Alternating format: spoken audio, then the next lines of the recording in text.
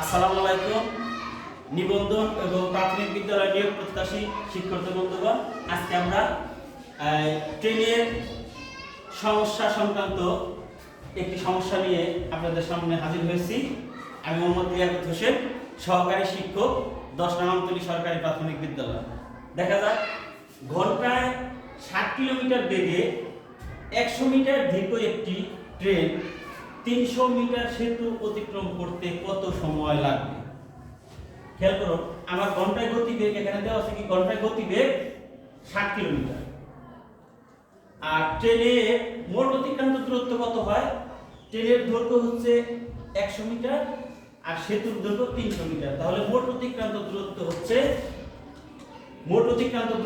300 আর 100 400 metre.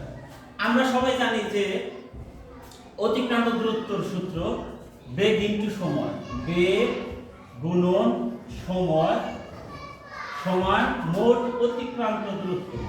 অতিক্রান্ত দূরত্ব। তাহলে আমরা যদি এখন তাহলে আমার বের করতে হবে কি সময়, বের করতে হবে কি সময়। সুতরাং সময় কত হবে? সময় হচ্ছে অতিক্রান্ত দূরত্ব, অতিক্রান্ত দূরত্ব ভাগ হচ্ছে বেগ। এখন খেয়াল করো, অতিক্রান্ত দূরত্ব আমার কত, ট্রেনটি কত সময় কত দূরত্ব অতিক্রম করছে। ট্রেন নিজস্ব দৈর্ঘ্য কিন্তু অতিক্রম করতে হয় ট্রেনকে 100 মিটার আর হচ্ছে সেতুর দৈর্ঘ্য 300 মিটার। মোট অতিক্রান্ত দূরত্ব 400 মিটার। কত? 400 মিটার। হ্যাঁ, 400 মিটার। নোট ভালো কাটছে। আর বেগ হচ্ছে 60। সময় এটা আছে ঘন্টা, এটা আছে কি ঘন্টায়। আমরা যদি সেকেন্ডে করতে যাই, ঘন্টাকে সেকেন্ডে রূপান্তরিত করতে হলে আমার উপরে 18/5 গুণ করতে হবে। এটা নিয়ে আরেকবার আলোচনা করি, সেট করে আবার আলোচনা করব।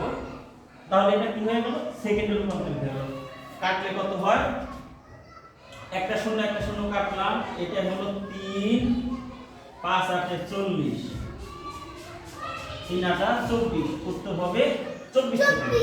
আপনারা যদি বেশি বেশি প্র্যাকটিস করেন, অতি দ্রুতই 10 সেকেন্ডের মধ্যে সমাধান করতে পারবেন। ধন্যবাদ সবাইকে।